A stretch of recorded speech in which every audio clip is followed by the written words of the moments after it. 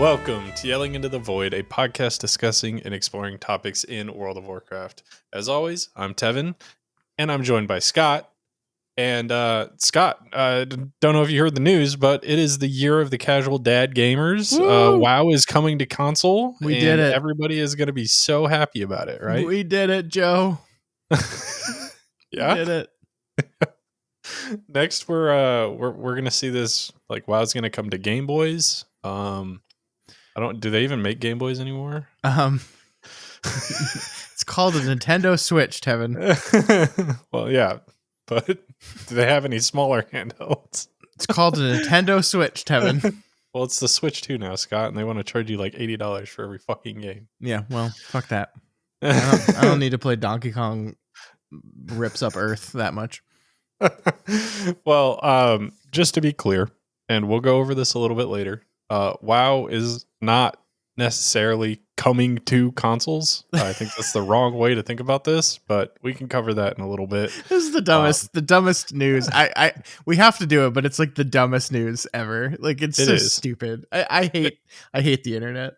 I'm just waiting for the comments section to be like, I told you so. We said that WoW is coming to consoles. This is why they're taking away add-ons. Because they want to make it, because Microsoft is the consoles.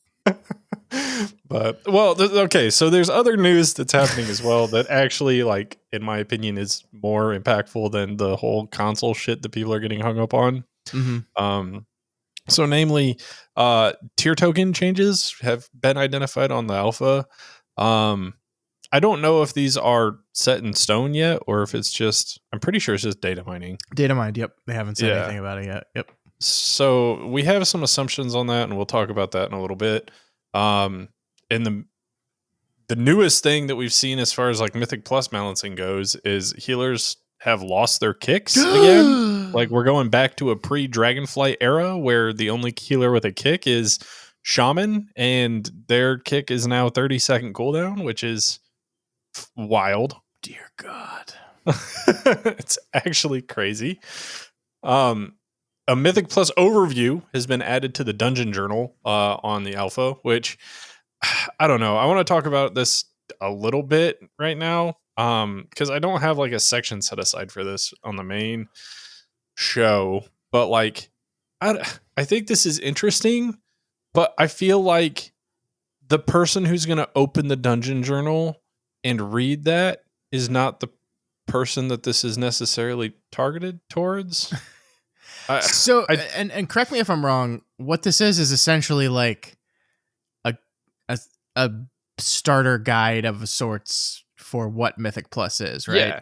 It explains what Mythic Plus is, what affixes are, where you can get keys, like who Lindormi is and what she can do. Like, it's just all the like basics of Mythic Plus are now added in the Dungeon Journal. Sure. Okay. Yeah. I mean, obviously this is not for you and me, but like, I think it is true. One thing I saw a lot in my time, like perusing Reddit in my copious amounts of free time, there are occasionally, like in the WoW Noob subreddit, people like, what's Mythic Plus?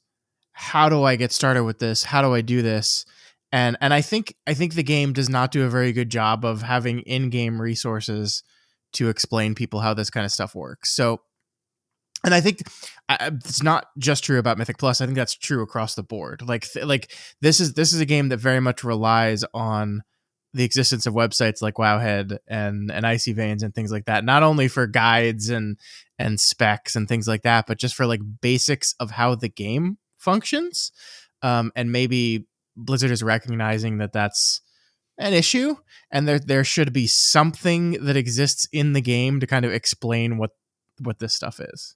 So, yeah. I agree it should be there. I can't get behind that this is the right place to put it, because if you don't know what Mythic Plus is, like, sure, you might have opened the Dungeon Journal while you're leveling, but leveling dungeons are so face roll easy that you probably didn't do that. Yeah. And the time that you would open the Dungeon Journal would be if you're raiding. And if you're raiding, I would like to think that you probably have some understanding of the other endgame pillars. So like, this almost feels like it should be like those quests that they force you to do when you hit like max level in a new expansion to like force you to interact with the system. Like, I feel like that's how this should be handled rather than just throwing it into the dungeon journal and saying that's good enough. Yeah, I mean, I think I agree with you. Like the odds of someone that doesn't know what Mythic Plus is finding it in the dungeon journal, like, I mean, maybe if there was a way to like search in game where you can just say like, I want to do Mythic Plus, and you can like type Mythic Plus in something and it pops up. Oh, here's information in the dungeon journal. But yeah, I don't think you're just gonna find that naturally on your own.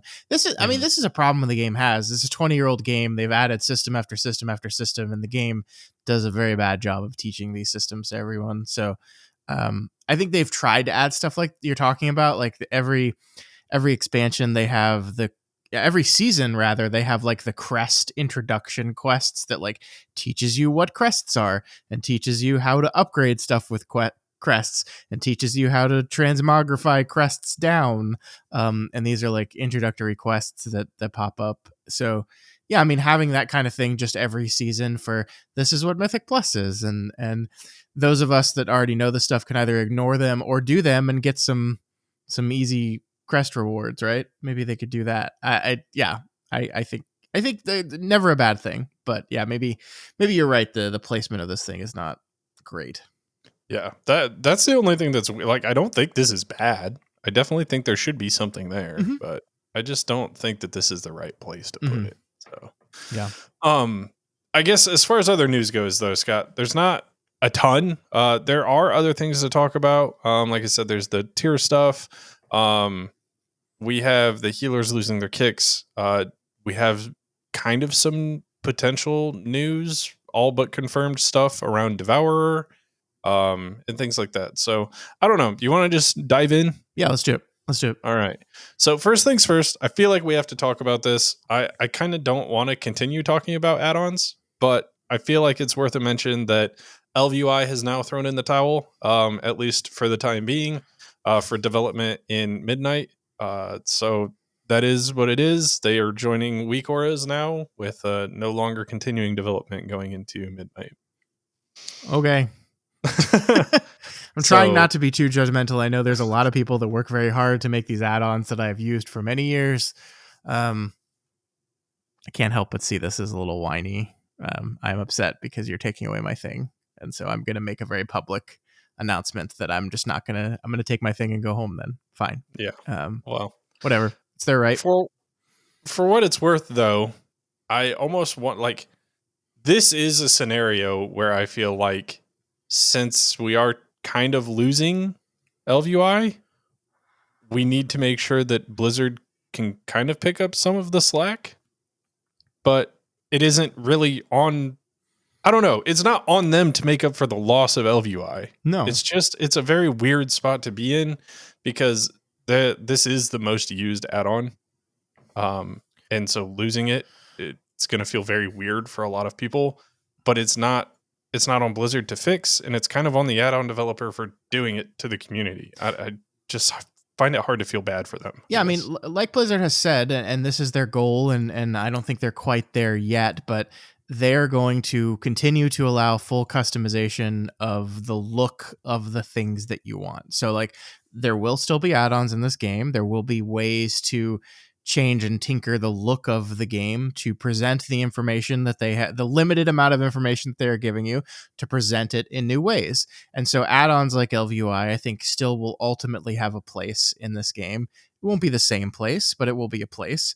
And if they're not going to do it, then I'm sure someone else will step up and provide that service, because that's the way add-ons have worked, right? Like, someone provides a thing, they decide they don't want to do the thing anymore, someone else steps up and does it. So Mm. I'm sure that'll happen. I don't know who it's going to be or what it's going to look like or anything like that, but I think if Blizzard accomplishes their stated goal of fully customized look and feel of the game, these add-ons will still exist in some form or fashion.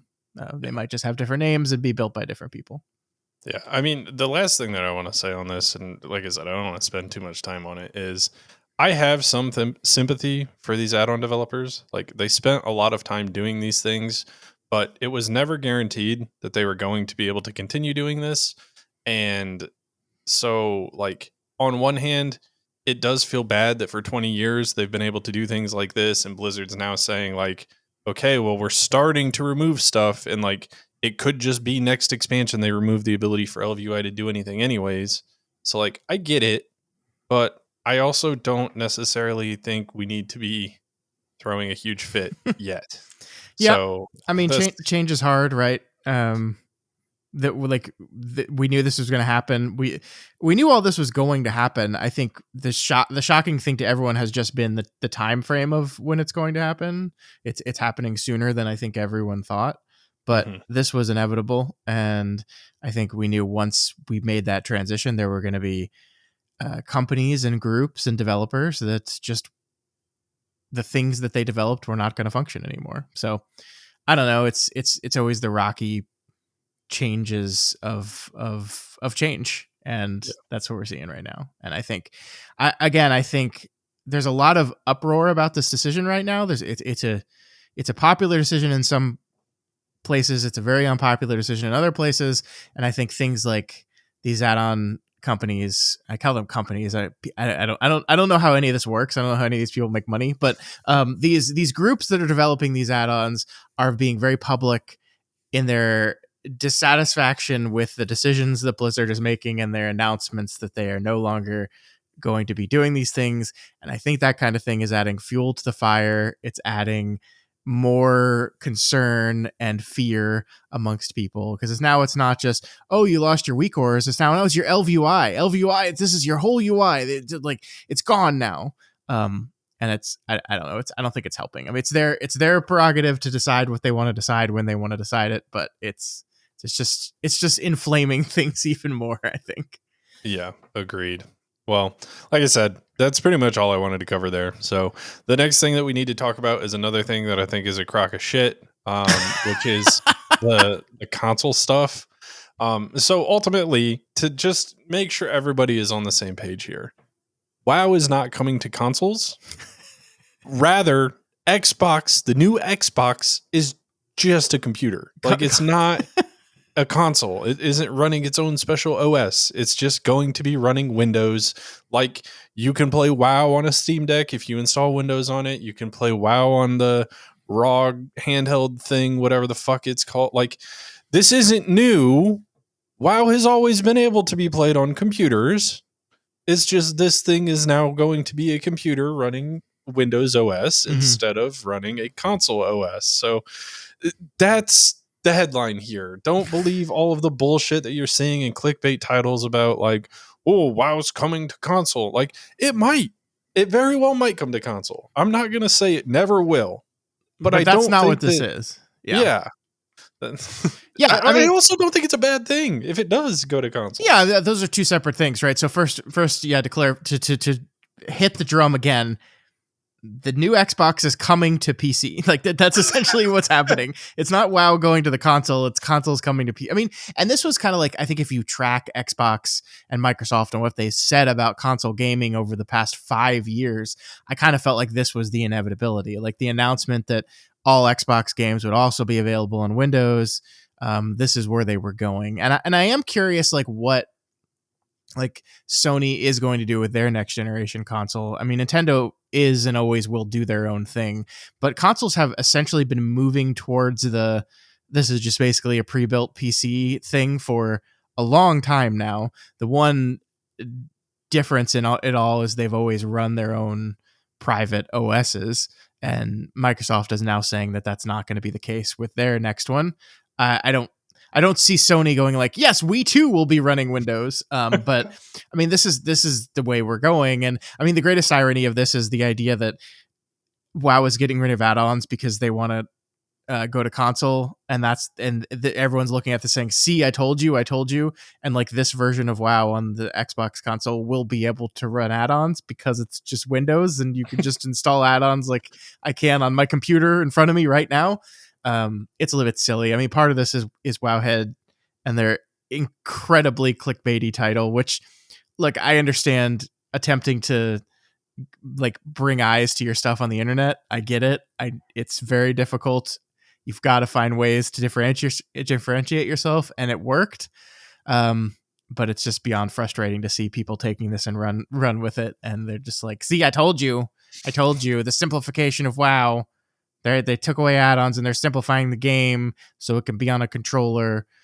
And then, yeah, I mean, like the second part of the conversation is what you said. Maybe, maybe that's where we're going. Is that in and of itself a terrible thing? I'm never going to want to play this game with a controller. And I think I tried Final Fantasy 14 with a controller when it came out, just out of curiosity. And I think they developed a pretty decent interface for that. And I know there's people that play that game competitively that use controller. It's not for me. It's not what I like. It's not the way I like to control my MMOs. But I don't know, man. The landscape of gaming is changing. The landscape of MMOs is changing. And I don't think we should, like, there is this thing that comes from 30 years ago of this like PC versus console stigma alpha male bullshit that's like PC gamers are the only real gamers and console gamers, and like it's 2025, y'all. Like who the fuck cares? I don't. PC also won, clearly. Yeah, I mean, sure, yeah, it did, of course, and it was always because going Xbox to. is now a PC. Yeah, because it's just yes. But like, I just I mean, the real the real reason people are afraid of this thing is because like they don't want to be forced to group with a console loser who is going to be way worse at this game than they are. Which, okay, sure, I get that. So don't play the game anymore. I don't know. Like, I don't know. I just like, we get our panties in a bunch every time there's any sort of change or shift. And this is us getting upset about a shift that hasn't even happened yet and might never happen. It might happen. It might never happen. I just don't have time for it. I just don't have time for it. Let's freak out about this shit when it actually happens. I like, also, why are we freaking out about it?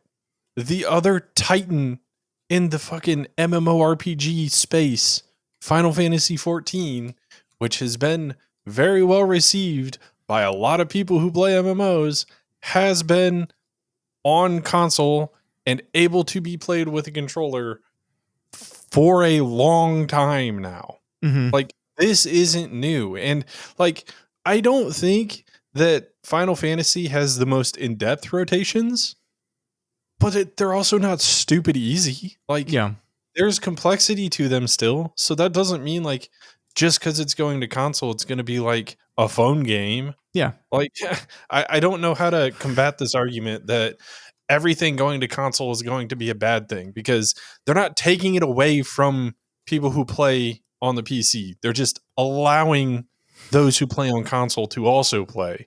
So I fail to see how this is bad.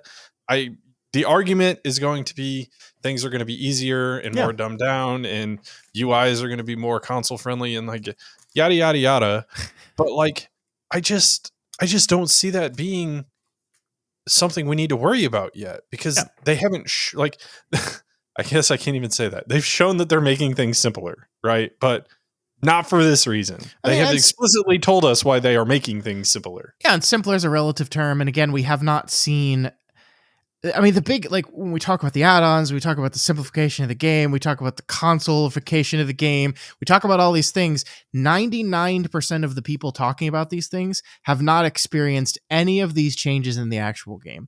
And 100% of the people talking about these things have not experienced how any of the combat design is going to shift based on any of these changes, right? Nobody has. The most anyone has done is leveling dungeons in alpha, which don't have mechanics. They don't exist. You can walk into the raid and die to the boss in one shot. Sure, yeah, that tells you so much. So like, I just am like, let's just wait and see. I'm not even saying that the doomers will not be ultimately proven right, that they're not going to make the add-on stuff work correctly, that the game's going to come out and be a disaster, that the first tier is going to be awful. It's either going to be super, super easy or incredibly impossible. I'm not even saying that any of that is not true. I'm just saying we don't know yet. we haven't seen any of this yet. And so let's just take a step back and maybe worry about a problem when it actually becomes a problem. Mm-hmm. Yeah, I agree. And like this is just shedding light on one of the things that I complained about last week. Somebody had left a comment when I was complaining about the crest cap not being increased more when they were having us like double the amount of crests that Mm-hmm. we spent. And they left a good comment saying like this might just be the first step. And the second step is like you get more crests the later into the season it is for timing a dungeon or Yeah. something like that. Like, and that's a very good point. And it's a very good reason why like things like this you shouldn't overreact about. That goes for like the shit we're going to talk about here next too, because we're going to talk about the tier stuff. Mm-hmm. And I'm sure people are going to have strong feelings about that. We're going to talk about healers losing their kicks, and people are going to have like, but none of this is final yet. Like midnight is not here, and it's not even like a week from release. We have quite a while until midnight's here. There's time for March. everything to be released or to be changed before release. So like Scott said, just everybody needs to just take a breath, Yeah. try it out when you get access to alpha and beta. If you don't like something or feel it needs to be improved, give Blizzard feedback, and then we can really complain about it once it's in the live version of the game and not being changed. Like then we can push for change. Like I don't know what else to do other than that, because if you spend your entire time freaking out about the next thing that's going to be coming in, you're never going to have fun playing the game as it is now. Yeah. And that's not where you want to be. Yeah. I mean, that we tried to say that last week with we said the changes that we were talking about were data mined, right? They were not a part of an official post. There's no design philosophy attached to them at all. It's just data mine stuff. That's true with some of the stuff we're going to talk about this week. And I think we got another comment that was like, I think we're going to get into beta and it's going to be a disaster. And I was like, maybe, but it's beta. That's what testing is for. That's what, wouldn't you rather it be a disaster in beta and then a bunch of people test it and say, hey, this is a disaster, and Blizzard goes, oh shit, this is a disaster. Like that's why we test things. And so like I think we've become a little spoiled because like some versions of this game, I think the War Within was especially true. Beta of the War Within was essentially release. Like the game was very, very far along once beta opened. And that has not always been the case. And I think when you're making sweeping changes to not just classes and combat, but to like the underpinning systems of the game, beta becomes much more important as an actual method of testing and getting data and feedback on these things. And so like I don't know, man. I kind of hope beta's a disaster at the start because that's going to give a lot of good data and allow a lot of people to voice things intelligently instead of just from a place of fear and concern. And yeah, I just, man, like I I just don't have the patience for doomerism in any facet of my life anymore, including this game. It's just like, sure, I mean, you could sit there and say they're gonna fuck it up. This is gonna be terrible. It's gonna be the worst thing ever. Or you can just be like, I don't know, man. We'll see. We'll see. I choose to be optimistic and hope that it works out exactly as they want it to, because I think it's I, gonna be w- great. I will say the one thing that is sad to me is that we know that Blizzard has a slim to no real QA team anymore.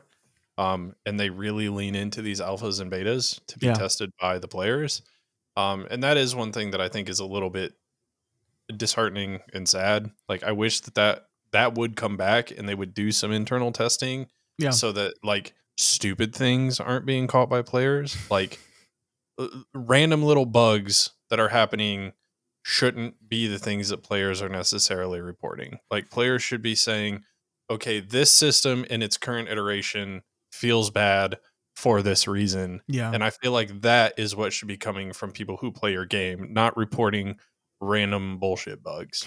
Yeah, and I think anyone that's involved in the development process at all in software development knows that like one of the most important part about testing is developing a test plan and having very fully thought out test steps to make sure you're testing all aspects of the thing. And like, yeah, the general public is never going to be able to provide that for you, right? Like it's so yeah, I agree with you on that. I wish the company would devote more of their resources towards having a fully fleshed out QA team that is really going to get in there and test it the way it needs to be done. I mean, like testing in game development, like in QA has always been like the redheaded stepchild of the industry. They've never been treated well. They've Mhm. never been regarded in the ways that they probably should be. And yeah, I mean, I agree with you. It was definitely disappointing to see the information that that group had been essentially canned and outsourced. Yeah, I don't know. Yeah. Well, needless to say, that doesn't really add too much to the discussion. It's just an observation I had. Sure. But um, I don't know. That's all the console shit, guys. I don't have anything else to say about it because you know how Scott and I feel. Like we've talked about like all of the comments that we've gotten about shit coming to consoles and that being a problem and everything. Like we've talked about that before. We haven't changed our stance on that, and I don't necessarily think we're going to until we have visibly seen this be a bad thing for the game. So yeah, I guess with that being said, let's just move on to some of the tier token changes. Um, because I don't have a ton to add to this. And actually, the question at the end of the episode is going to be around this a little bit as well because I don't know if there's something Scott and I are missing here, but seemingly what is happening is tier tokens are moving away from like um what are some of the Zenith and whatever the other bullshit names of the tier tokens are, where they're just like these collectives of classes, and they might keep the same names, but they're moving towards armor types, is what it seems like. Yeah, I mean, I think they're leaving the names the same, but they're just those names are being assigned to the different armor types. Which, yeah, I mean, it's a simplification of the game because that's the name of the game in Midnight, right? Like these systems, and we've talked about this. These systems are confusing and impenetrable to try to explain to people. And once I think what the good thing about WoW that I think has always been true is once you're like actively in the system, playing in it and watching it function, it becomes very clear to understand. But that kind of stuff is impenetrable and terrifying to a new player. And I think this is another one of those things where like, what is this? Why does it work this way? That's confusing and weird. And I was a little surprised because I I always thought that they had like an intelligently data driven algorithm for which classes got assigned to which sets to like maximize tier um proliferation amongst not only classes but also roles in the game. Like that's what I thought the original design was for.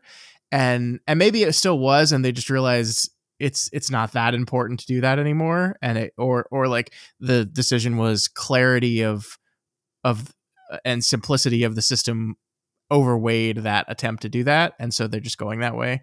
I don't think this is a huge deal. I think the only bummer is as a leather user, I'm the one that gets saddled with the 4 classes on my token, which it wasn't that way before, Hey and so man, I'm furious about it. it is what it is. Your time was coming. But yeah, so just to be clear, what we are assuming is happening here based on the reporting that has been done is like, to be explicitly clear, tier tokens will no longer be like um warlock, demon hunter, DK. It will now just be all cloth users on one, all other users on one, and so on and so forth. Hmm. And so yeah, that's kind of the crux of the change here. I don't know how much this really needs to be talked about. Exactly what Scott said is kind of how I feel about this, where I felt it was done for a reason. And now we're just not doing it anymore. Yeah. And I don't know, like, does that mean it wasn't done for a reason, or does it mean that we needed to try and simplify things more? So yeah, I don't have a ton more to add here. Scott, you hit the nail on the head. So I don't know if we will be seeing more of this. I also don't know. I didn't look. Is this happening for season 1 or just season 2 What do you and mean? forwards? The tier changes. I'm assuming that's for season 1. Yeah, I mean it's just data mined in the alpha, so I would Yeah. assume. Well, sometimes they throw shit in there that's like not going to be used Mm-hmm. or used way later. Speaking of things getting thrown in there that's not going to be used, the like currency images that got thrown in there, waiting for people to freak the hell out about those too. Yeah. I don't even think that did that even get published to Wowhead? I think that was just like a No, tweet from it Mr. was just GM a or Mr. something. GM. Yeah. Yeah. Uh, But, sometimes I'll, sometimes data mining is like great and awesome, and we get to see stuff before they were ready to talk about it. But sometimes we get to see stuff before they were ready to talk about it, and we freak out about it. and it also was like never going to be added to the game. It was Yeah. just erroneously added to the game files. Yeah, when you're in a development version of the build, sometimes there's just shit that they add that never was going to make production, or that they're just tinkering with, or what have you. So yeah. Yeah. But, all right, Scott, this is the big meat and potatoes of today. The one that I think you're going to have the most to say about. We need to talk about the healer kick situation. And I wanted to save it until we got past all of kind of the BS stuff because, like I said, I think this is going to be kind of the main thing that we chat about. But I want to say my first interpretation of this is I don't heal and I don't really necessarily care because if I'm not playing with Scott 9 times out of 10 my healer's not kicking anyways.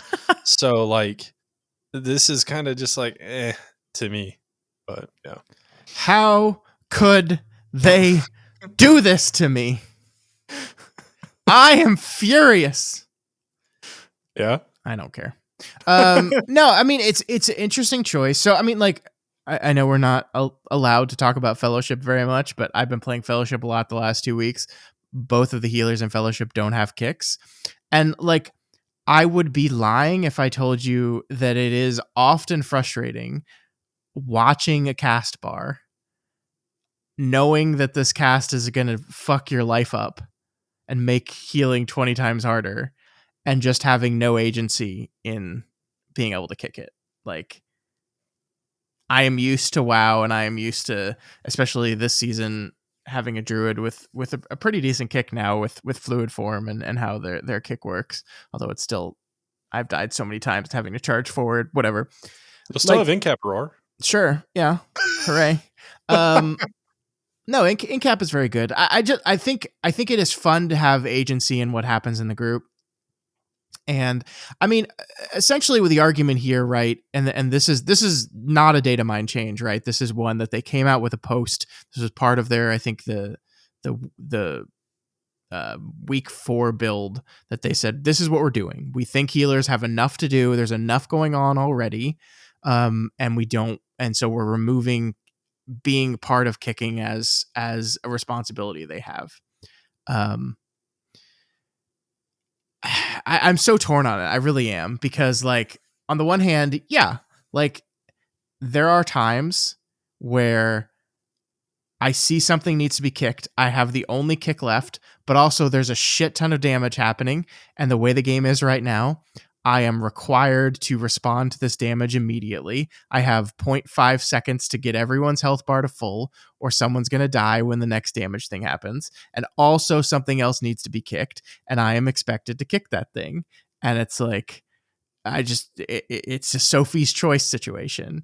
And just the idea of removing that choice from me makes me like, oh, that's nice. I don't have to worry about that. I mean, there's definitely moments where like I switch to my Disc Priest where I don't have a kick, and I'm just like, I'm just chilling, man. I don't even have to pay attention to these cast bars. This is nice.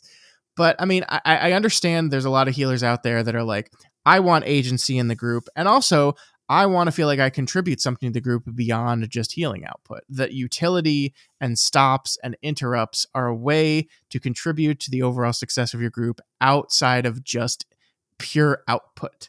And so I understand the idea that we're just going to take a healer and like, you have a hard job, so you don't have to worry about any of this stuff. I don't like that. Again, we are living in a world in which we take this change and we put it in what Mythic Plus dungeons are today, and say this is going to be awful. But Mythic Plus dungeons are not going to look like they are today because of all the changes they're making to everything. And they've stated that. They said that in the thing. It's like, we want to lower the amount of things that need to be interrupted and stopped. That is going to be a goal of ours, is to lower that amount of things. And Mhm. so, I mean, this is just an arms race type situation with everything else, right? Like, you add more kicks to the game, then you need to add more kickable things to the game to properly challenge the players, and it just keeps going up and up and up and up. And so I think they were like, look, we're going to decrease the number of things that need to be kicked. Let's just carve one of the roles out of having to deal with it at all then. And then we can balance the game around, you have 4 kicks in your group at all times, and that's what you have. And unless you have a shaman, and then you have one very, very long kick. But I think in the version of the game they have in their heads that they're communicating to us right now, I don't think this is going to ultimately end up being a huge deal. I think in like organized groups of players, the healer kick was always kind of the backup kick anyway.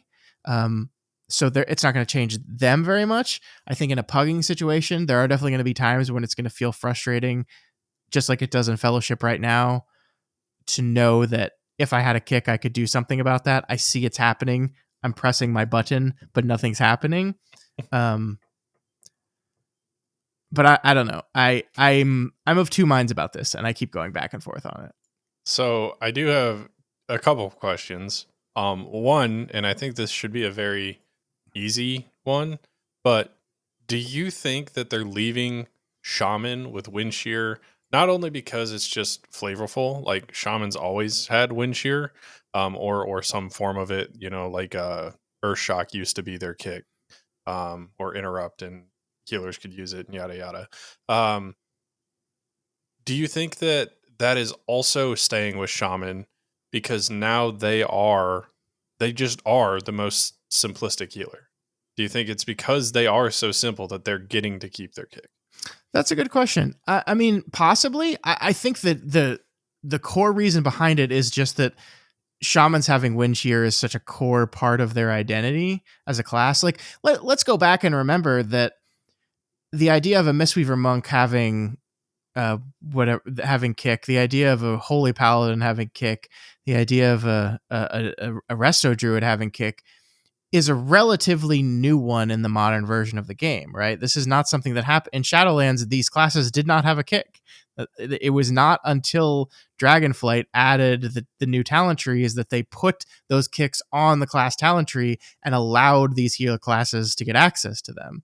So, and I know there's previous iterations of the games that they did have these kicks, but like in modern WoW, the last 5 years of WoW, this is still a relatively new feature of the game. And so if they're sitting in a room thinking of, we're going to take this away from everyone, we're going to go back to the way it used to be. Well, the way it used to be is the Resto Shamans had wind shear. Yeah. And so I think that is a core part of Shaman. That is a thing that people are used to. It fits their class fantasy and what people think about when they think about Shaman. And so they just said, I feel like we can't take this away from them. But Mhm. the compromise was the 30-second recast, which is a fucking eternity. It Yeah. is. That It that is. is so long for what used to be the shortest cooldown kick in the game. Yeah. Yeah. Like, that is crazy that they are doing that. Like, I get that the other shaman specs are still going to have their wind shear and it's still going to be the same as it is now. But like 30 seconds from what the fuck was it, 6 or 6. Yeah. something like Yeah. that? That is an insane increase in cooldown. Yeah. It is. It's not going to be useful in any kind of regular rotation. It's going to be a backup emergency thing that they're going to use. I guess the one thing that I am concerned about with this, actually really concerned about, and they mentioned this in the post, so I think they've got this in their mind, is it already kind of sucks to play healer solo in this game. Like, delving as a healer is not particularly enjoyable. And this is coming from a person who really loves healing. There are a lot of mobs in this game that are basically like, you better have a way of interrupting me or I'm just going to be fucking annoying. And I wonder how they handle that in a post kick healer world. Like presumably in like a delve situation, they can just modify the mob's abilities based on what role you're in the Or dungeon. make Because your companion kick for you, like yeah, Valera or yeah. whoever can But kick. that's, I mean, that's specific to delves, right? What about just open world stuff? There's a lot of abilities and there's a lot of casters in open world that like will cast a heal on themselves or something, or just be infinitely more annoying if you are a class that doesn't have access to that at all. Yeah. And they need to keep that in mind. I mean, that for so long they are pruning the defensives, they are making this change of defensive, but for so long the argument around defensives was we're giving all these different classes and specs defensives and kicks and all these things because we want them to be able to function in the open world. We want them to be able to single player play a version of the game, and they're taking all this stuff away now. And so hopefully they change the game because of it. I mean, they already do this in a certain way, right? Like if you pop into a delve as a healer, everything's going to have less hit points than it would if you're a DPS. Like they already do this somewhat. So I think maybe the next natural extension of that is just we're also going to change the abilities they do. They're not going to cast as much. They're not going to do these things that kick this or die. Mm-hmm. I do wonder how does that affect like the nemesis bosses, right? In delves, like Yeah. I don't know. Just We'll can't do see. them on a healer. I mean that like probably, but doesn't that suck? Like that sucks. Yes. And I mean, I think technically, if you look at it, that's been true for all three of the seasons of the War Within as well. Like as a healer main, I have never done any of the nemesis bosses as a healer and have no desire to. It's miserable. So it's already kind of true. I think this is only going to make it more true. But Yeah. So, question number 2 that I have is, so for those who haven't read, they have said as a part of this post that they're changing the AI for bolter and like spam shoot minions in dungeons or ads in dungeons. So that should help spread damage. yeah, They didn't say they're necessarily removing them, but they did say that they're going to change the AI so that one person isn't going to get targeted by the 6 bolters that you pulled. They'll spread that amongst your group more or less. And so it almost makes me wonder that if we're smoothing out healing, we're kind of addressing bolter aggro to, again, try and smooth out healing a little bit more. Are you going to be spending the entirety of the dungeon triage healing and just like never be able to get people past like a halfway full bar of health? Or are they going to be adding in like what replaces kicks, I guess, is ultimately my question. And like in Shadowlands, it was damage. Mm-hmm. What is it going to be going into Midnight? I hope it's not just more healing. So, and that's a really interesting thing to say as a healer, right? I think the perfect version of Mythic Plus for me, and I know this is not true to everyone, but the perfect version of Mythic Plus for me is one in which healer damage matters. Obviously, I don't want to do as much as a DPS. I don't even really want to do as much as a tank. I get that I shouldn't get to do as much damage as them because I have another role in the group. I get that. But I do want damage to matter in some sort of way. I also want healing to matter still. I think there should be a good, healthy mix of bosses that from a healing perspective are a lot less stressful, so you can probably get a little more damage in on them. And maybe they design the boss and design the hit points of the boss around the fact that we know this is a boss that doesn't have as hard of healing checks, and so it has more hit points. So you're gonna have to damage the boss. You're expected to damage the boss a little bit, healer. And then there's going to be some bosses that are really tough healing checks that your level of damage is going to be lower, and that's okay because that's kind of expected. I like this as skill expression. I like this as like the skill of a healer in Mythic Plus is not just how much output can you do, because I think the thing about output from a healing perspective in Mythic Plus is I don't think there's not ever, but I think the majority of key failure from a healing perspective is not total output, not HPS. It's not that you come up against a heal check and you're just not able to press your healing buttons fast enough to keep up with the damage. I think that the struggle of healers in Mythic Plus right now is just your inability to respond quick enough to very, very fast events. Like that you have to like get this person, you have to get this person up again. When people die and it's my fault in Mythic Plus right now, it's because someone took damage right before another damage event and I just didn't click their name fast enough to get their health up again before that damage event happened. And I saw it coming and I just wasn't fast enough. That's not fun. That's not the fun part of healing for me. So I would like this to move around a little bit. I want to be able to do some triage healing. I want my healing spells to feel like that I both have time to react, but also I just aren't expected to pump health bars up. And I want to be able to do damage. And this is the hidden third option of this whole thing is maybe they're just going to design encounters and fights that there are other things to do outside of simple output of healing spells or output of damage spells or CCs. Maybe they're going to design these encounters that, I mean, everyone talks about healing jobs in this game, right? Affix is, oh, that's a healing job. That's a healing job. There are encounters in this fight in this game where I do them because it just makes the most logical sense for me to do them. Like I think the Gambit is a perfect example of that. The final boss on Gambit, that you have the circles that you have to step in 4 times, I think, and that has just been defaulted to healer job for multiple reasons. The first of which, it does a lot of damage, and the healer getting to control when that damage comes is ideal. I don't like when other people do it because I'm like, no, I wasn't ready for you to do that yet. I know when I'm ready for you to do it, and so I want to do it. The other reason is just like it's more efficient for the DPS to keep DPSing and the tank to keep tanking and the healer to handle that. So maybe there's opportunity for like mechanical healer jobs that are like fun and interesting and challenging mechanically outside of pressing my healing buttons faster or pressing my damage buttons faster. I don't know. I'm a little worried about that. I don't think you're wrong. I think that that's what should happen. And I would like to see that happen. But I also play with a healer almost exclusively when I play this game in you. And I know that you will understand. Like, for example, when we were doing, we were going through and we were doing Cinder Brew.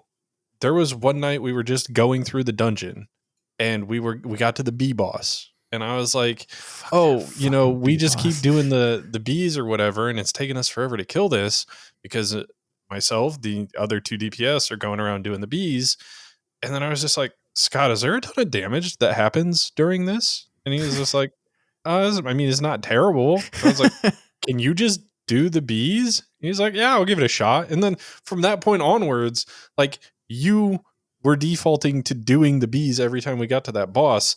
And anytime I played with any pug healer, they just never did it. So it makes me a little bit worried that if we are adding some more things that are supposed to be quote unquote healer jobs or could be done by healers and probably should be done by healers, they won't necessarily be done by healers. And so it's going to be adding things to the tank or the DPS's plate, which in, like you said, in high keys, you don't really want your DPS not DPSing. You don't really want your tank not making sure that they're pressing their buttons in the right spot, keeping the boss in the right spot. Like that is why things get defaulted to the healer.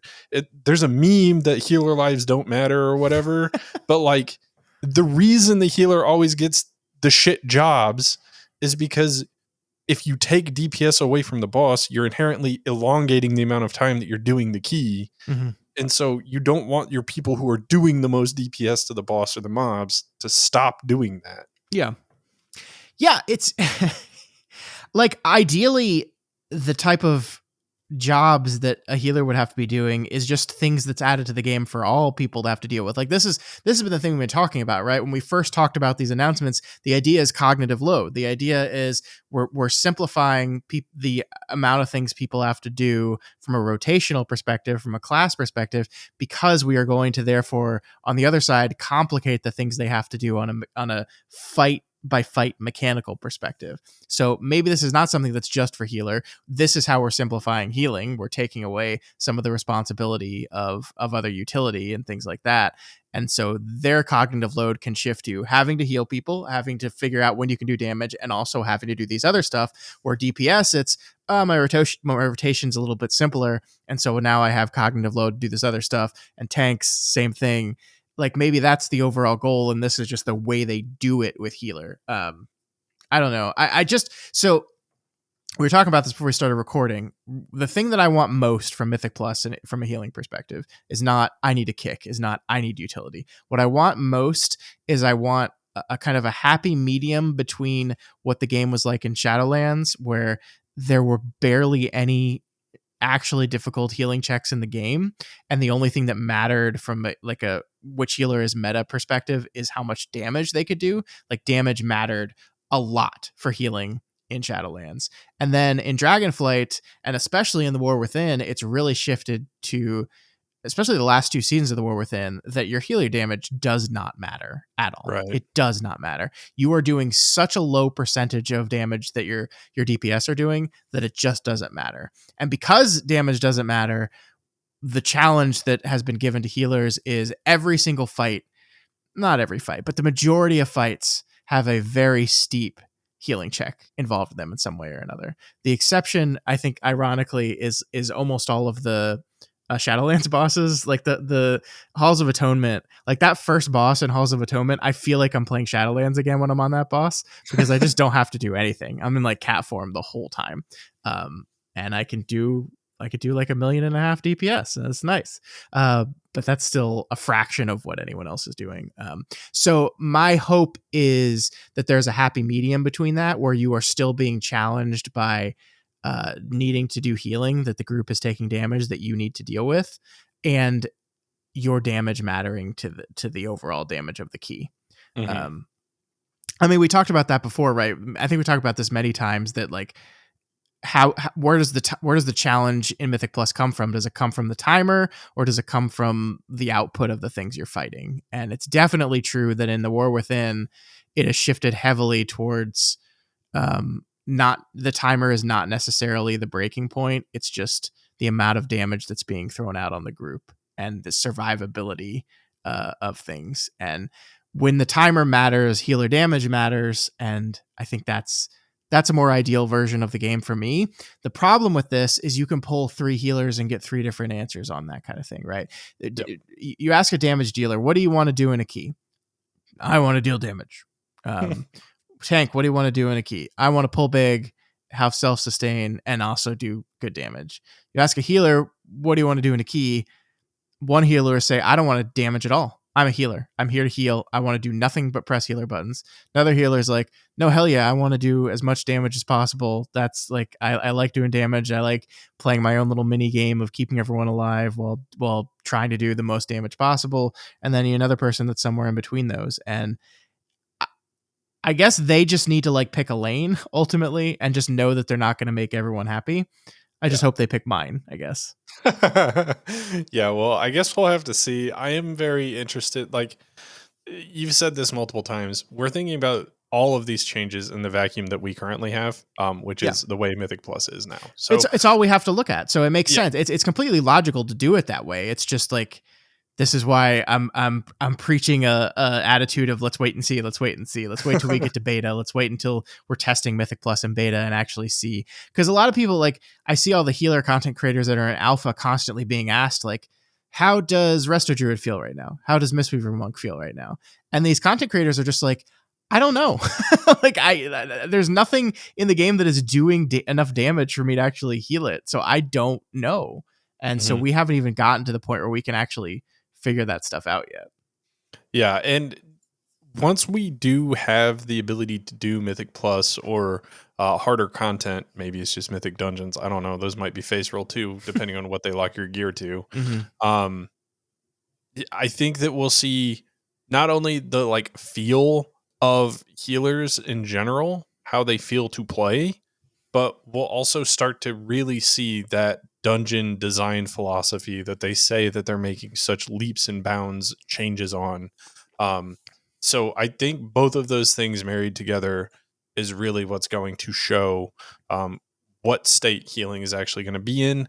I just fear that even if we're getting low Mythic Plus dungeons, it's not going to be difficult enough to really show what this is going to be like when you get into like the 10 or 15 or 20 key level range, Yeah. because that is like where the majority of players probably are at, is somewhere in the like 7 to 10 range is what I would have to guess.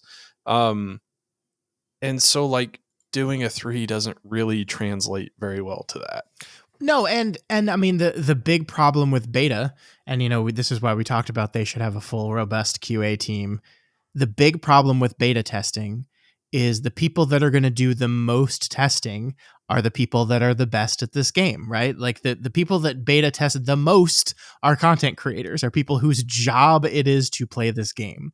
And Mhm. so like I love them, but like Meg and Jack and JB and these top of the line content creator healers that are some of the best healers in the game, like walking into a 10 and like throwing output at the screen and commenting on how easy or hard it is or how it feels, like that is not going to be true for the average player's experience in a 10. And that is where the idea of beta breaks down, is that like you do not actually get a good slice of the different people that engage with this game, because the most casual people are probably not going to play beta at all, right? Like just You get by nothing out of it. yeah, right.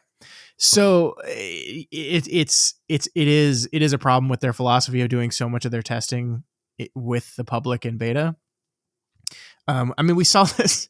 We've seen this in Mythic Plus before in some of their old stupid ways of testing Mythic Plus, where they just let you put affixes on the key and do whatever key level. And of course, nobody testing was putting affixes on their keys, because why would you ever do that? And so they didn't get any actual numbers testing on affixes. Like I think the people were putting thundering on their keys in like the early War Within beta when thundering first got announced, and then very quickly removed it from the keys because they were like, "Oh, this is terrible," and their feedback was, "This sucks," and then they stopped testing it whatsoever, and that doesn't work. So yeah, I mean, like it's not perfect, and it's not going to be perfect even when we get to unlocked Mythic Plus with the season 1 dungeons and everyone's going in there and testing it.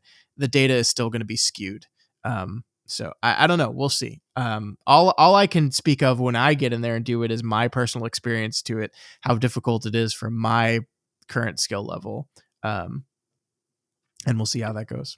You know, I don't have a ton more to add to the like healer conversation, but what you just said about thundering does make me realize like we have went almost 2 full expansions now, like almost 2 full expansions without a seasonal affix. Mm-hmm. You think that they're going to try seasonal affixes again at any point? I don't know. I'm very curious what they do with affixes, right? Because I think the Zalateth's bargain affixes, I think when they announced them with a plan of being like a temporary thing that eventually changes, right? So you could argue that was the seasonal or the expansional. I think we used that phrase back in season 1. Yeah. That these were affixes for this expansion and only this expansion, and they will go away in the next expansion. I think part of that logic, that the argument of that logic in my head was that maybe by the end of this expansion, Zalateth isn't around anymore, and so it no longer makes sense for Zalateth to be handling the affix. I guess from what we've seen for Midnight, it might still make some sort of weird story sense for it to still be the Zalateth affixes. I hope they go back to the drawing board though and do something different. I think the thing with affixes is that the failure mode of affixes is allowing them to get stale, and so they should constantly be tweaking them and changing them and testing and trying new ideas. And I mean, the old argument, we've talked about this before, but the old argument is we don't need a seasonal affix when we're rotating season dungeons because the feel of the season is defined by which dungeons are a part of that season. That's been their argument. And like my response to that has always been, I guess, I also think like each season still independent of the group of dungeons, it still has like a storyline, and it still has like an aesthetic, and like it would be cool to feel that aesthetic through more than just, oh, this is the goblin season, so we're doing one of the old goblin dungeons. We're doing I don't even remember the names of them anymore, but like, wouldn't it have been cool if there was like a goblin themed affix for that season, and that Yeah. defines the season? And I was gonna say too, like we we went into that because we were going through expansions where we would play the exact same dungeons the entire yeah, expansion. yeah, But and it was a change, right? To have old dungeons come back and have like a dungeon rotation and everything. But now we are seeing dungeons reran for the second, third, fourth time yeah, even. yeah. And so like is that even a good argument anymore? Because like uh, I mean, I guess you can say that they're changing things about the dungeons, but in changing things about them, they typically just increase the amount of count that you need, so it forces you to pull shit you didn't pull before, and honestly ruins the dungeon. Like, I just don't necessarily know that that's a good argument against it anymore. Yeah, I never thought it was a good argument. I think the change to the seasonal affix, the argument might be, in the old version of what the seasonal affix was, it was an affix that would affect your routing and effectively change how you approach the dungeon. And maybe in the future state of, you're not doing the same dungeon for 2 years, and therefore you don't need that kind of freshening up of the routing from season to season. Maybe the affix can just be more aesthetic and thematic defining than it is route altering. Or maybe it could be route altering. I mean, you're right. Like, Algathar Academy is coming back. Like, I'm excited about that. But wouldn't it be more exciting to do Algathar Academy plus whatever this season's affix is? And you could make those, I don't know, like, I just think that there is a version of this game where we can really get into like the RPG elements of it sometimes still. Like, we got a comment on our episode last week that was just like, why would I play Mythic Plus when Fellowship exists, right? Because Fellowship is just a condensed, quicker, more focused version of the game mode that you and I love. And my general answer to that is because I still do like the RPG elements of World of Warcraft. Now, I know they're lessened from what WoW was, but I still do like them. I have my character. This is my guy. I made him look like this. I picked him. I named him. That's my guy. And also, there's story going on. There's theme going on. There's a world still within the confines of this game, and seeing some of the aesthetic elements of that world crash into my Mythic Plus would be cool in ways outside just, well, this is kind of like the Voidy expansion, so we went back to the dungeons with the Void themed thing, because like, and I'm not saying I dislike that. I think that's a cool thing that they do, is that like they pick whatever the kind of aesthetic and theme is, and they choose the returning dungeons to match with that. But wouldn't it also be true, like, again, like, just look at its expansion. Like, season 1, we could have had a cool like Spider Nerubian themed affix. Season 2, we could have had a really cool goblin themed affix. Season 3, we could have had a really cool void or ethereal themed affix. Like something that would just make it feel like I am doing this dungeon and it's season 3. This is the story that I'm playing in right now. And like, I mean, there's just some leaked information on Wowhead just a couple days ago that it seems like the first patch of Midnight is going to be troll themed. And wouldn't it be cool to have a troll themed app? Like, it's just like, these are cool, flavorful things that I think add something to the game. And I think there's an opportunity of reintroducing those. So that's a very long way of answering your question, which is yes, they should bring seasonals back. They should continue to experiment with them, and find good ideas and do creative new things with the affixes. Yes, yes, yes. I also want to go on record saying I think that they should maintain that 12 pluses don't have affixes. Sure. Yeah, that's fine. I think that once you get to that point, like, you no longer are playing it for the story. You're no longer playing, like, you're playing it to push. Yeah. And that's it. So I think that that's fine. Yeah. I also came to a realization too after I had said half the dungeons are reruns. That's only true for season 1 and 2. Season 3, all of them, and except for if they add like a mega dungeon or a new dungeon, Yeah.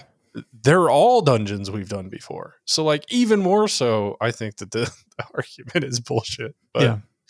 it is what it is. Um yeah, I completely agree with you. I would like to see seasonal, the seasonal affix was generally the one affix that didn't piss me off Except for outside of thundering. thundering. Yeah. But like for the most part, the seasonal affix was the cool one. All Mhm. the other affixes were the ones that made me annoyed. Yeah. So I'd be fine with them doing fun things with the seasonal again. I mean, it was also a world in which the seasonal affix was the only one that had like a kiss Yeah. effect to it, right? Like, Yep. which now is not necessarily true. All of the rotating weekly affixes in the current version of the game have a kiss curse part of it. Mhm. Although I will say, like, I just don't feel the kiss part of it very much at all. Like, I guess maybe there's a little bit on the haste one, right? But I just don't ever really feel it. I'm not. I'll just go ahead and say it. We're gonna do like a War Within review episode at some point. I I think the affixes as they exist today are better than it was like back in Dragonflight. I'm not happy with the system as it is. I don't think better than Dragonflight is good enough. I think they need to they need to do away with this system and try something else. Because Yeah. I mean, essentially from our perspective, like what is our reaction? We want to get to 12s as quickly as possible, and then we do 12s plus and we never see them. And then like the one time we're like doing a 10 or 11 and we've forgotten and the affix comes up, the reaction is always like, ah, fuck, I forgot. It's never enjoyable, it's never fun, it doesn't actually add challenge, like dynamic challenge to the dungeon anymore. They're just nah, they're just meh. Yeah. Yeah, I feel the exact same way. So, with affixes, I've always been kind of just meh on them. And I don't think that the ones that they added for the Xalatath stuff, um, I don't think they're enjoyable either. Mm-hmm. Like, they're just an annoyance to be an annoyance. Like, I don't think that they add enough engaging gameplay. Like, I get affixes are there to spice things up, and generally they will make the game harder, Mm-hmm. and I'm fine with that. But when making the game harder is these things pop up and you have to use your AoE stop on them, or else, while you also want to use your AoE stop somewhere else, or everybody gets a dispel and they have to be dispelled, or else when you have a boss that puts a dispel, like those aren't adding fun complexity to the dungeon. They're just adding an annoyance to be annoying. Yeah. Yeah, and maybe this is like part of it is that in a world where we're transitioning away from the gameplay loop of Mythic Plus being you must kick or stop everything at all times or die, then they can add some more affix abilities that utilize that utility in a way that doesn't also fuck over Mhm. your key in other ways. Because I agree with you. The most annoying thing in the world is a boss that has dispels on an affix that also requires dispels. Like I've always hated that. It adds, does it add challenge to the dungeon? Yeah, but never in a fun way. Like just Mhm. never ever ever in a fun way. So yeah, maybe in this new landscape there's opportunity in those affixes because the gameplay loop of Mythic Plus is hopefully, please God, shifting away from you got to kick, you got to interrupt at all times. That's what the game is. Yeah. The game is primarily kicking and interrupting, and then on the side you're going to be doing your damage rotation. Yeah, I So, mean, it has been that way for like 2 full expansions now, where it's yeah. like as long as you're doing your stops correctly, like you're probably fine. Mm-hmm. And I don't know, maybe it's because it's stale, but that's not really my favorite version. Like I'll never forget when we went in and we never timed it, but we went into a 27 Everbloom, and we spent like an hour plus on the like 3 boss. I think is the second boss in the dungeon. Yeah. And just trying to get our kick rotation right, and like kick rotation with tank movement and everything all at the same time. And I don't know. I Yeah. didn't find it fun where like one missed kick means you don't time the key. Uh, Yeah, and that's, speaking of removing the healer kick, that was one dungeon in which that boss is high damage. It's a lot of healing you have to do, and our group needed me to be in the kick rotation, and I, just completely honest, was not doing my best. I was missing, because like I was having to put as much output as I possibly could into healing while also maintaining my spot in the kick rotation, and I was fucking it up, and that was getting us killed. And like, so that's one thing with this change that's solved. I won't be in that rotation anymore, so I can't fuck us up in that particular way. But yeah, I mean, that is, I think, ultimately, like, when you look at the best players in the world, the people that are consistently getting the 0.1%, the title, and everyone else that does high keys but not those level of keys, the differentiating factor is their ability to manage stops and kicks, and defensives smartly. And is that I mean, that's honestly why. And part of the reason is because I'm not good enough, but the other part of the reason is I've just never found that super fun and engaging to the point that I really want to commit the time to get super good at that stuff to make it to that upper level. Like, I think you probably experienced this too. There's always a moment in Mythic Plus where, like, I'm having a great time, I'm having fun, I'm going up the ladder, things are getting harder and more challenging, and then it just gets to a plateau where it's like the amount of skill and focus and time it would take to get from where I am to the next level up is so extensive and so uninteresting to me that I just like, I'd rather not do this. And that's when the alts start looking good. You're like, oh, can I do this, or can I just go do an alt that can do like fives and I don't even have to pay attention, like. And so I don't know. I mean, I think there should always be a way of testing players and separating the good players from the bad players and things like that. But I agree with you. I think kicks and stops are just the least interesting version of that to me. Yeah, I think that the kicks and stops things and making sure you have a rotation on that is the part that kills it for me. As far as like playing around defensive smartly or playing around like class utility smartly, that stuff's still interesting to me, and I would gladly do that as far as like hard content in the game. But when I mean, we haven't had a group of 5 players since season 2 of Dragonflight, season Three, 3, season three. Dragonflight, Yeah. yeah. And so it's nigh impossible, especially with them removing the ability to track your party's kicks currently, to know what you have to work with in a pug and to get everybody on the same page. So, for that reason alone, I think it's a bad way to challenge people, unless you're just accepting the fact that this should only be achievable by people in pre-made groups. And if that's the case, I guess fine. But yeah, that's the reason I have a problem with it. Yeah, I mean, man, I just keep going back to the idea that this game is like so much more fun when you're playing with a pre-made group. Like, it just so much more fun. Like, even the kicks and stops, like, as much as I think kicks and stops are not the most engaging form of gameplay, there's moments when you're in a group of 5 and you got someone in your team that's calling them out and you're executing that kick rotation perfectly.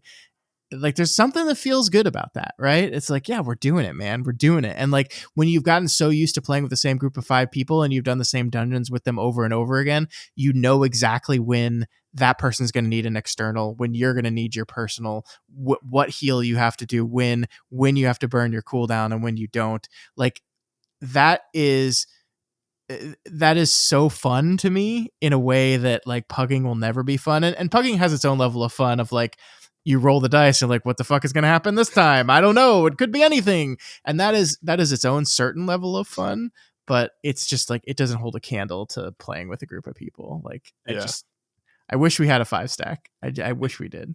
agreed.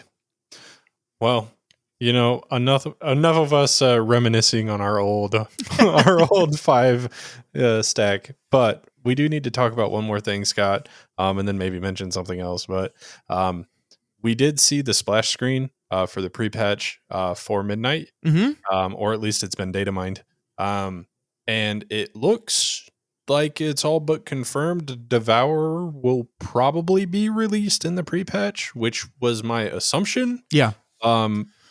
But based off that splash screen or the intro screen, the logins, whatever you want to fucking call it, it's when you log into the game, you get the like pop up of here's the new shit. Here's what you can do. That has been data mined. And like the full right side of it is just a Devourer Demon Hunter, it looks like. So That doesn't surprise me. I feel like they normally do that with the new classes, or at least specs and things like that. So, I am very interested to see what that does. Because presumably if Devourer is coming out, that means the new hero talent's also coming out, which means does the tank Demon Hunter just lose one of their tier sets? I bet they do like a fix, like they add like a Like a placeholder stopgap, one? like new tier set effect. Yeah. Yeah. 'Cause Or they that- might, or that just made the point where they eliminate tier sets and make Yeah, them stop yes. working. The tier sets stop working in pre-patch rather than with the new. That would be kind of crazy because presumably pre-patch is. So I think the other thing that was data mined with that splash screen was it's set to come out the 27th of January. Yeah. Which does line up pretty closely with like an early March expansion release, late February, early March. I think I saw a thing and I don't remember what it was, but I saw a thing that was currently predicting that March 10th, or I guess it would be 9th, because don't the expansions usually launch on a Monday? No, that was classic. I'm making things up. Or am I? I thought they came out on like Thursdays. I don't know, especially with the early access thing, because for early access people, it'll come out the weekend before whatever the launch date is. So, I'm just going to say it's Tuesday. It'll be Tuesday, March 10th is the expansion release. So early access will start on Friday, March 6th. So from pre-patch, that's 1, 2, 3, 4, 5, 6 weeks. So it's a month and a half. I think that's normal for pre-patch events, roughly one month to 1 month and a half. So that checks out. So eliminating tier sets for a month and a half would be weird because what would you do? Like, Yeah. what are you going to do? I bet they just make like a stopgap tier set for the new hero class. And that's Or kind of what they did with AUG when it first came out. Yeah. Is they just gave it like a bullshit season 1 tier set. Yeah. So, or season 2. Mm-hmm. Season 2. Yeah. So along with that though, you were saying March 10th or whatever potentially might be the release. And June 21st or January 21st is the pre-patch. We're also potentially staring down the barrel of beta being here, which is wild to say. Yeah. But if they're doing this like week after week after week, phase release for alpha, phase 5's here. It's here. Yep. So that means beta should be next at some point soon. Yeah, there was a point where people were wondering if like every phase has been a week so far, and now we're in the last phase. So maybe alpha goes down at the end of this week, and then beta comes up right after that. I don't think that's going to be the case. My guess is they've done phased releases 1 through 5 every week, and the thing about phase 5 is that it's all the previous 4 phases plus all the new stuff. And so my guess is we're going to sit in phase 5 alpha for more than just this week. I bet it's going to be a week or two, maybe even longer. And my logic for this is beta access is a selling point of one of the editions of the game, right? And so they are going to want to announce beta sufficiently early to allow people to run out and buy the game, because they want you to run out and buy the game. They like, I just got an email. I don't know if you got this email. I just got an email from BattleNet that was like, "Ooh, you have X number of mounts, but here's all the new amounts that will be available in midnight. So don't you want to up your mount collection? Upgrade today." And it's like, they want you to pre-order the game. They really do. So beta is a selling point for that. So they're not just going to surprise drop beta. With a 2-day announcement. I think they're gonna build it up. So I wouldn't be surprised if by the time this episode we're recording right now comes out, they've made a beta date announcement. Sure. But I don't think it's going to be like there were some people that were like, "Oh, could it be as early as like the 3rd, the 4th, as early as next week?" I don't think it's going to be that. My guess if I had to put money on it right now, I would say beta begins the week of the 17th. Okay. I was gonna say end of November, so you're thinking a little sooner than that. Well, end of November is Thanksgiving, so I don't think they're going to open beta Thanksgiving week That's because fair. that's putting a lot of stress on their people who will probably be taking off at least part of that week. Yeah. Yeah. No, that's fair. That's fair. Um. So I guess the only other like question that I have around um beta, alpha, in all of this is, do we think that when beta releases, they will feel like they are in a good enough spot with all of their UI and add-on stuff that that is going to be what it is, at least fundamentally, and they might make some like minor tweaks and visual changes and stuff like that. But do we think that when we get to beta, like that is probably going to be like development wise where the Like add-on stuff like stops? feature lock, right? Yeah, Like that yeah, is alpha is usually like for feature development, and by the time you're in beta, you're kind of feature locked, and it's just bugs and tweaking. yeah. Yeah, that's a good question. Um, I would say yes, except the one thing that I was surprised to not see in the Phase 5 alpha was the updated party and raid frames. They're not there. They still have not pushed the what they promised in those updated frames. So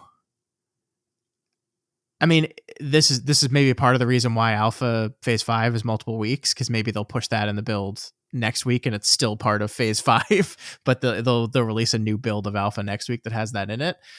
I would be surprised if beta was not feature locked, but maybe we live in a new world where they're doing all this add-on shit, and yeah, it's not going to be till maybe a week or two into beta that we get the last new add-on features. I don't know.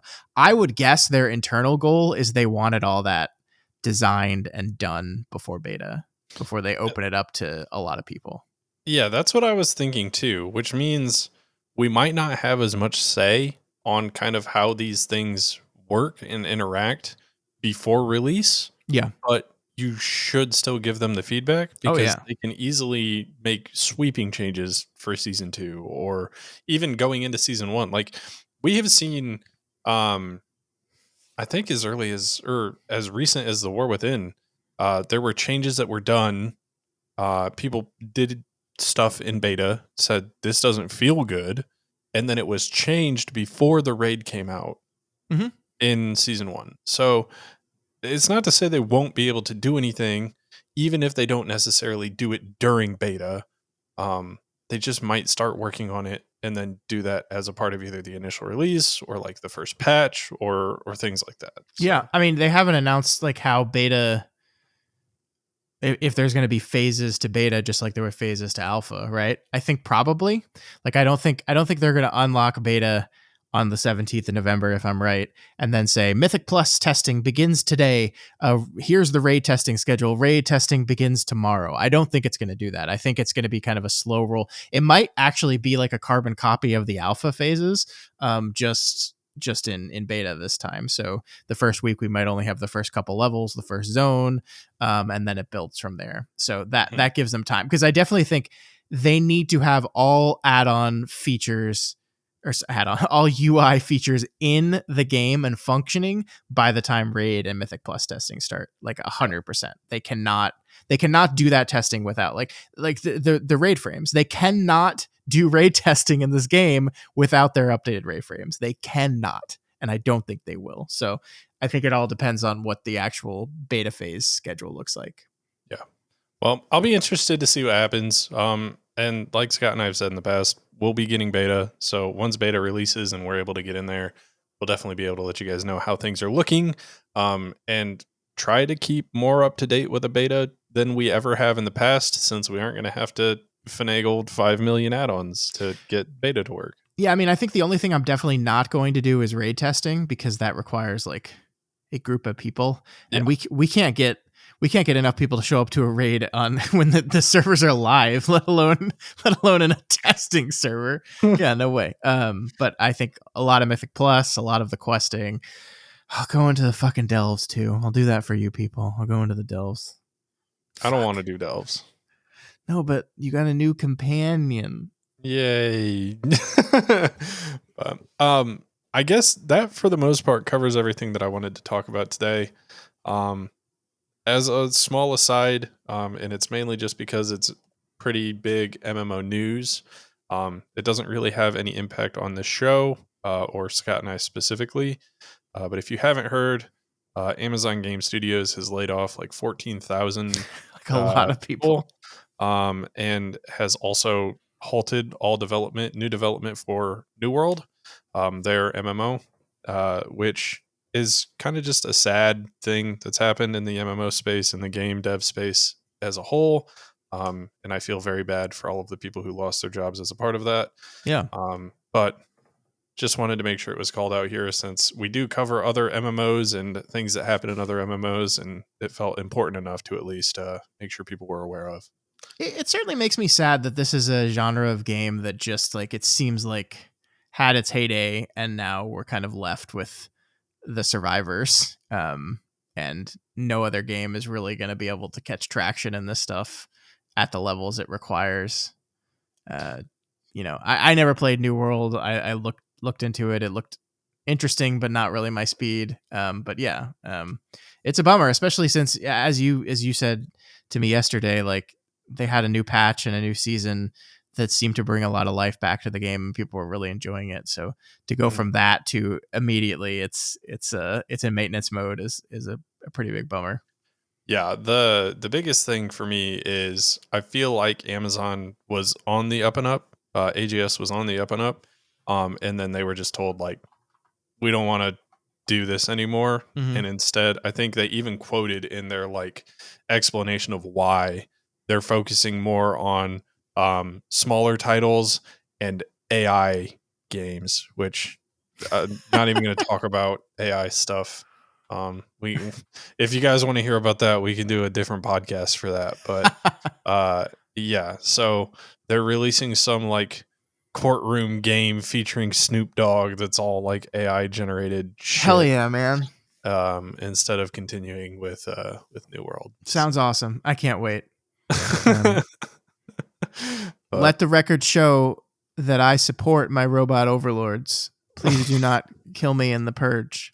I think you will make excellent games and your creativity knows no bounds. On that note, Scott, I think that's what we'll end it for today. So I have two questions. One is specifically for people who play healer in WoW. The second one, healers, if you want to answer, feel free, but wanted to make sure that other people felt included too. Sorry. Is the first question just why? The first, well, no, but that is a good question. So if you want to answer why the hell do you pay a subscription to babysit other people, feel free to answer that one as well. But no, the real question is, I want to know how you guys feel about the kick removal stuff.